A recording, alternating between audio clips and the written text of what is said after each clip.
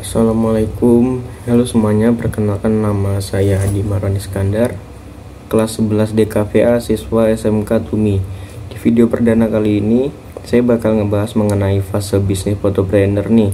Entah kalian berbisnis di wedding fotografi, interior, arsitektur, commercial fashion, potret, dan lain-lain. Ketika kita ingin perintis suatu brand dan launch produk kita ke pasaran, pastinya brand kita itu nggak mungkin langsung tiba-tiba gede, followersnya itu langsung banyak, volume salesnya itu langsung tinggi, di media langsung tinggi, marginnya langsung gede, langsung bisa ekspansi kemana-mana. Tapi kenyataannya tidak sesingkat itu dan tidak semudah itu.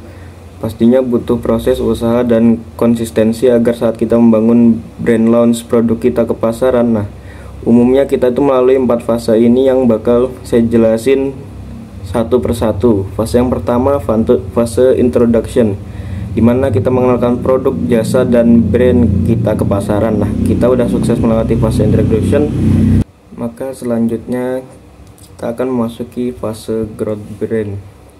Brand kita itu mulai tumbuh, sales kita udah naik, demand kita udah naik, portofolio kita udah banyak, juga followers di sosial medianya sudah banyak, dan akhirnya reputasi kita mulai terbentuk di fase ini. Fase yang ketiga itu adalah fase maturi. Ini brand kita sudah matang, sudah dewasa. Nah, brand kita itu lagi di puncak-puncak nih. Sales kita itu lagi banyak-banyaknya, demand kita itu lagi banyak-banyaknya. Tapi di titik ini juga kita harus siap-siap mengalami yang namanya penurunan bisnis. Bisa jadi karena persaingan atau market yang sudah mulai jenuh, dan sebaiknya kita itu harus melakukan yang namanya inovasi agar bisnis kita itu nggak masuk ke fase yang keempat, yaitu fase decline. Jadi dimana brand kita ini udah nggak mampu untuk bersaing di pasar, market share kita menurun, penjualan kita menurun, demand kita menurun, dan akhirnya bisnis kita itu sudah tidak tertolong. Oke, ceritanya kita tuh pengen ngebangun bisnis wedding fotografi. Bisnis wedding fotografi ini yang memang nggak ada matinya, teman-teman. Sangat menjanjikan, tapi sangat kompetitif persaingannya, yaitu banyak dan ketat banget. Kenapa menjanjikan? Karena rata-rata orang di Indonesia itu pasti akan menikah, dan pernikahannya itu pasti didokumentasikan dong. Entah itu dalam bentuk foto, entah itu dalam bentuk video, dan di vendor fotografi itu adalah vendor yang prioritas untuk calon pengantin. Kenapa? Karena hasil dari foto dan video itu bakal abadi. Jadi nggak heran deh kalau misalkan di industri wedding fotografi ini persaingannya itu sangat banyak dan sangat ketat. Apalagi di wedding fotografi ini nggak ada barrier to entry. Jadi semua orang bisa masuk ke industri wedding fotografi, siapapun, kapanpun, dan dimanapun. Sebelum memasuki fase introduction, memperkenalkan produk dan brand kita, kebanyakan pastinya kita itu udah melakukan namanya research and development terlebih dahulu, biar ketika kita sudah launch brand kita ke pasar, kita itu sudah terarah dan tepat sasaran. Oke, contohnya kita itu harus menentukan brand identity terlebih dahulu. Kita itu harus memikirkan nama brand kita, maknanya, logo, tagline-nya, visual yang bakal kita sajikan ke klien, brand voice-nya itu seperti apa, value apa yang bisa kita berikan ke klien kita, dan kemudian kita itu harus nge-breakdown bisnis model kanvas kita biar nggak ketar-ketir dan nggak bingung ke depannya kalau misalkan produk brand kita itu sudah masuk ke pasar. Oke, sekarang kita masuk ke fase introduction. Fase dimana kita memperkenalkan brand kita, produk kita, jasa kita ke pasaran. Jadi ceritanya kita ingin ngebangun bisnis wedding fotografi ya. Oke, pertama saya bakal ngebahas situasi di fase introduction terlebih dahulu. Sebelum masuk ke strategi yang pertama, awareness kita itu belum terlalu banyak karena portofolio kita belum banyak ditambahkan di media sosial atau bahkan di website kita, dan juga reputasi belum kebentuk dengan baik di fase introduction ini. Yang kedua, penjualannya masih rendah. Kenapa? Karena awarenessnya itu masih rendah, portofolionya masih sedikit, reputasinya belum kebentuk, brand equity-nya juga belum kuat. Jadi wajar kalau misalkan penjualan awal-awal itu di fase introduction masih tertatih-tatih. Yang ketiga, margin, keuntungan masih rendah ya. Biasanya di fase ini kita itu masih buat price list yang emang harganya belum terlalu mahal, atau bahkan kita itu bisa menempatkan harga jual kita itu di bawah pasaran. Kenapa bisa gitu? Karena yang penting kita itu dapat klien dulu buat menuhin portofolio, buat ningkatin skill kita, yang buat nambah review di media sosial atau misalkan di website kita. Dan tujuannya adalah untuk ngebangun reputasi.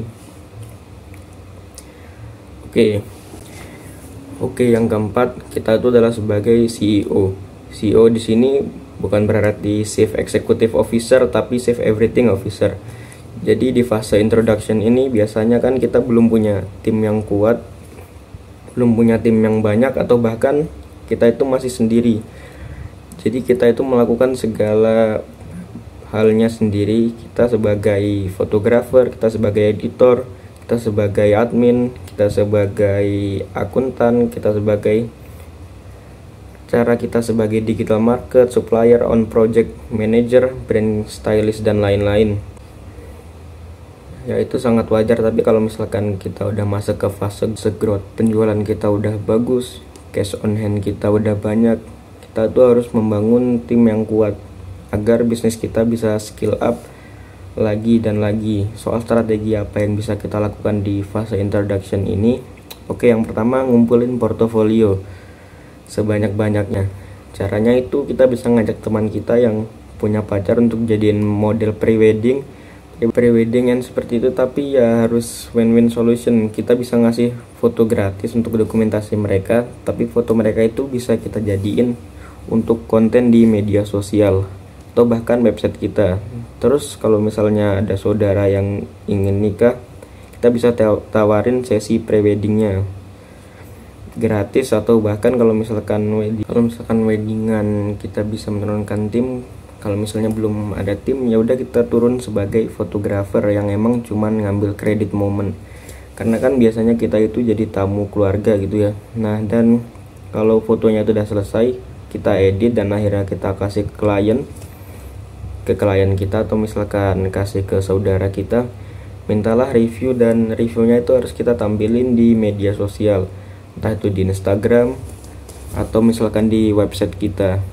Kenapa? Karena dengan review yang bagus, ibaratnya gini, kalau misalkan kita belanja di online shop dan belanjanya itu bukan produk-produk yang mahal ya, katakanlah di bawah 100.000, pasti kita ngeliat reviewnya terlebih dahulu, fotonya seperti apa, komen-komennya seperti apa, bintangnya itu banyak bintang, 5 atau 4 atau 3 misalkan.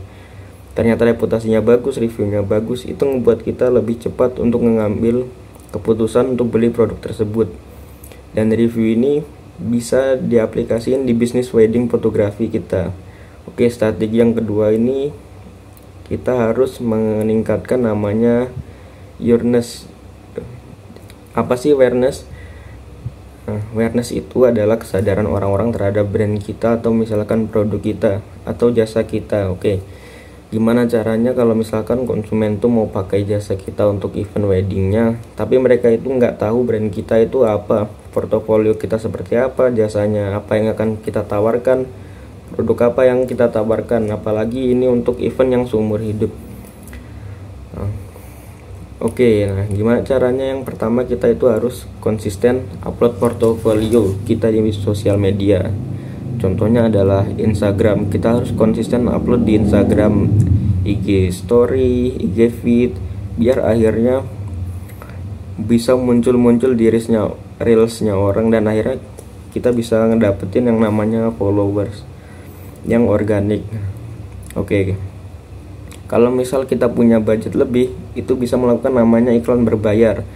Contohnya kita beriklan di Facebook, Instagram, TikTok, atau Google. Nah, ini salah satu cara yang powerful banget, tapi ada tips dan triknya. Nah, setelah kita sukses melewati fase introduction, maka kita masuk ke fase growth. Di fase ini, bisnis kita itu bertumbuh. Kita udah dapat banyak klien, sales kita udah naik, dan demandnya juga naik, sudah banyak fans, portofolio kita sudah bertambah, skill kita sudah bertambah, profitabilitas meningkat, price list juga meningkat. Nah, seiring berjalannya waktu, supply and demand marginnya juga naik otomatis. Tapi jangan heran kalau misalkan di fase growth ini bakal banyak kompetitor yang ngikutin cara kita berbisnis, entah itu dari visualnya, entah itu dari brandingnya, entah itu dari servisnya, macam-macam. Ini bukan sesuatu yang aneh di era digital sekarang. Nah, strategi apa yang bisa kita terapkan di fase growth ini? Pertama, kita bisa scale up. Kita yang biasanya iklan cuma 20.000, kita bisa scale up menjadi 70.000 atau bahkan 100.000 per hari. Tujuannya itu untuk apa? Tujuannya adalah untuk mendapatkan jangkauan audiens yang lebih luas, tapi tetap tertarget. Yang kedua, misalnya ada duit lebih, kita itu bisa investasi dalam hal branding. Kenapa penting? Karena di industri yang red ocean ini, yang pesaingnya itu sangat ketat dan sangat banyak, kita itu harus punya yang namanya pembeda. Kita harus punya namanya ciri khas, dan kita itu harus bisa memberi namanya emotional benefit. Jadi nggak cuma functional benefit, biar kita itu punya kesan yang lebih di benak konsumen. Contohnya nih, kita itu bisa buat dan ngembangin maskot kita, dan akhirnya kita bisa buatkan merchandise, kita bisa buatkan postcard yang di belakang ada copywriting untuk si klien, semisal "Dear clients, terima kasih telah menggunakan jasa dari fotografi A." Bisa seperti itu, atau bahkan kita bisa buatkan short film, personal project, komik, dan lain-lain. Kemudian kita bisa ngebuat logo yang emang lebih menarik perhatian dan emang bisa ngepresentasiin brand kita. Dan next, kalau misal kita punya duit lebih, kita bisa buat campaigns yang memang lebih nyentuh ke hati konsumen. Oke, kalau misal kita masih punya duit lebih di fase growth ini gitu ya, kita bisa hire yang namanya content creator. Tujuannya adalah biar brand delivery kita sesuai dengan brand identity yang kita gunakan. Akhirnya brand image kita itu bagus di mata konsumen. Next, kita itu bisa training tim kita biar mereka itu bisa scale up bisnis kita, atau bahkan bisa ngebuat bisnis kita itu autopilot. Karena tim kita itu udah kompeten, kita bisa bawa tim kita untuk ikut workshop seperti workshop komunikasi, digital marketing, selling mungkin, atau branding dan lain-lain. Oke, ketika kita udah melewati fase growth, akhirnya kita memasuki namanya fase maturity, fase kematangan. Fase bisnis kita itu udah dewasa, udah matang. Di fase maturity ini kita lagi ada di puncak-puncaknya penjualan.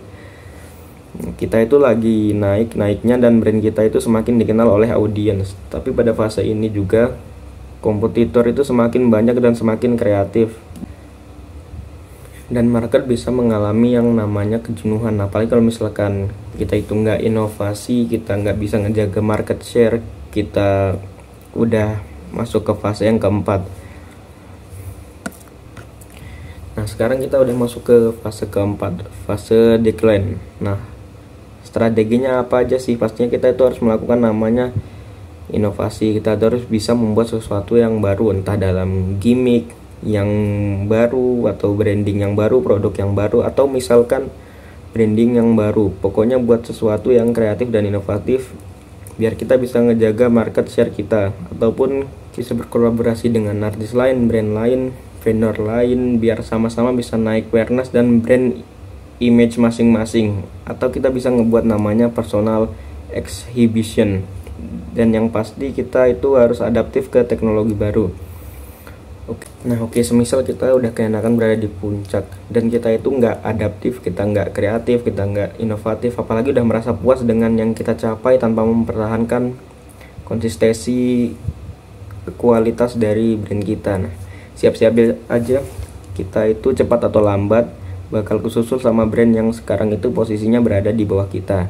Oke, dan akhirnya brand kita masuk ke fase keempat yang namanya decline. Dan kita itu udah mulai jenuh di pasaran, terus penjualan kita udah makin turun, demand juga udah makin turun karena nggak adaptif, nggak kreatif, nggak inovatif, ataupun kita nggak bisa menang di persaingan. Karena gitu, tahu sendiri kan di industri wedding fotografi persaingannya itu sangat ketat, dan pesaing itu sangat banyak. Orang-orang itu bisa buat brand wedding, fotografi, kapanpun, dimanapun. Jadi sebelum masuk ke fase decline, kita itu harus bisa peka sama keadaan bisnis kita, dan diingatkan lagi kita itu harus kreatif, inovatif, dan adaptif biar kita itu nggak mati secara perlahan dan bisnis ataupun brand kita itu dapat terus bertahan. Nah, untuk tambahan, kalau misal kita mau mulai suatu usaha, kita itu pastinya perlu pengorbanan, baik itu waktu, tenaga, pikiran, yang pastinya nggak singkat. Nah, teman-teman juga ketika baru mulai usaha, jangan melihat orang-orang yang usahanya sudah di atas kita atau lebih sukses gitu, sehingga kalian bandingin dengan usaha kita yang baru dirintis gitu. Jadinya bikin kalian tuh minder gitu, tanpa kalian mau ngelihat jam terbang yang udah dilalui sama orang yang lebih berhasil dari kalian gitu. Jadi skill mereka tuh lebih up dan reputasinya jadi lebih baik. Nah, intinya kalau mau mulai usaha itu jangan gampang menyerah. Nah, oke, sekian video dari saya, mudah-mudahan teman-teman semuanya kebantu. Sampai jumpa di video selanjutnya. Wassalamualaikum warahmatullahi wabarakatuh.